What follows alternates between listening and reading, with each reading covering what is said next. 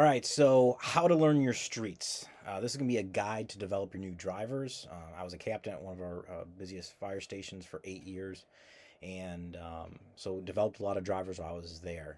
And when I first started, we didn't have MDCs like maybe some of you. We didn't have apps on our phones.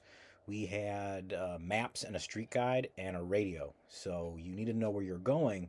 But one of the things that we always noticed was that you learn the area probably 3 to 6 months pretty quickly just by running the calls.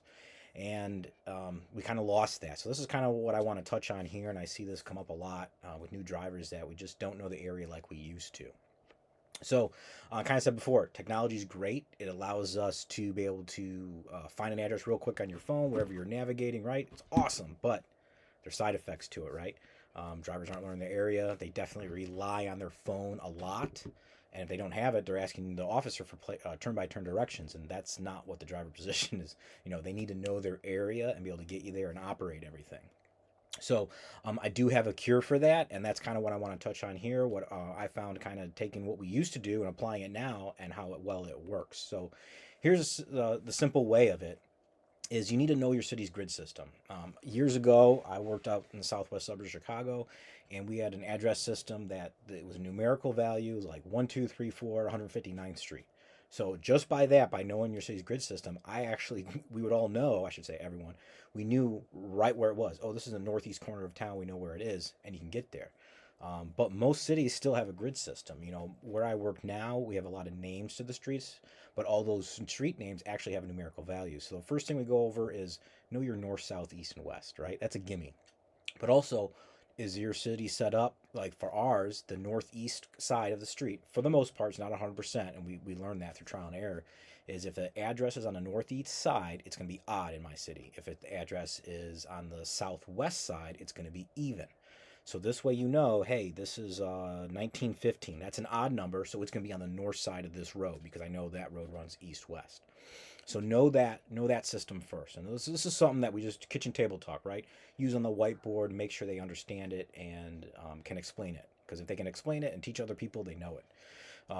Then it's understand the numerical values of the streets. So one of the main roads that goes through my town is called Cleveland Avenue, also called Route 41. Also, it has a numerical value of 2000. So if it's 1915, it's going to be west. It's going to it's going to be less than 2000, so it's going to be the west of that. And so it's a good tip of, hey, I'm going north. Oh, this is over 2000 numerical value. I need to go right on this road if I'm traveling north on it. So start teaching that. And what we used to do is all the main roads, no numerical value. You're not going to know every street, but if you know the main roads, and then start working on the medium roads, that we'll call them, that understand those numerical values. So this way they can start navigating better. So definitely get those numerical values of streets and do this on the whiteboard. Hey, and I'm using streets for my name. Cleveland Avenue. What's that? Oh, it's 2000 block. Oh, Hanson Street. Oh, that's 3000 block. Colonial. That's 4500. Right? All these things will start becoming second nature. So when addresses come in, they realize it because if every call that comes in, you go to your phone and you go to Google or whatever you use, and you look at it, you're going to get the end result. You're going to figure out where to go. However, you're not learning the area because you're constantly relying on this. So what we had, and I'll show you the system that I use for it, is we had a street guide. Years ago, a fireman created it. So if the street said Jefferson, it would also, next to it, would give the two cross streets that intersect that road. This way, you're seeing all these street names over and over again. So every street that was in that street guide had cross streets, so you could navigate and find it. And the street guide, I don't know if it gets used as much. So what I started doing when I worked with my drivers is, and I'll go through it here, is so the day before, and I saw this need because guys just weren't knowing the area. And I'm like, I don't understand how you don't know your area, right? So I'd go on the computer, our reporting software, and I'd pick 5 addresses from the day before. Now there's places we go to every shift. I'm not picking those because they should be a gimme for people, right? So I pick 5 addresses, or pick whatever you want. But I used the day before just so it was easy and I could just pick 5. I'd write those 5 down. I take that new driver. Now they were a fireman that wanted to become an acting engineer. And I go, all right, we got to learn the area. And a lot of times they weren't driving until they already were proficient with everything on the rig. Like that was a finishing touch that I used for my new drivers was, now you're going to drive. Or maybe I went to a station that had a driver and they asked me directions all the time. I'm like, you're going to learn this area. So I'd give them the 5 addresses. They couldn't use their phone. I'd tell them you can use a street guide or you can use a map. to give your general direction, but you need to start learning your area. And guess what happens? They start learning the area. Now, this isn't a one and done thing. This is definitely something you're going to have to do over and over again. But if you want people to know their area, you have to give them drills that will teach them the area. Using your phone for everything isn't great. Now, would I let them use it for calls? Yeah. I said, hey, get your phone ready. You're not asking me turn by turn. I got things I got to work on.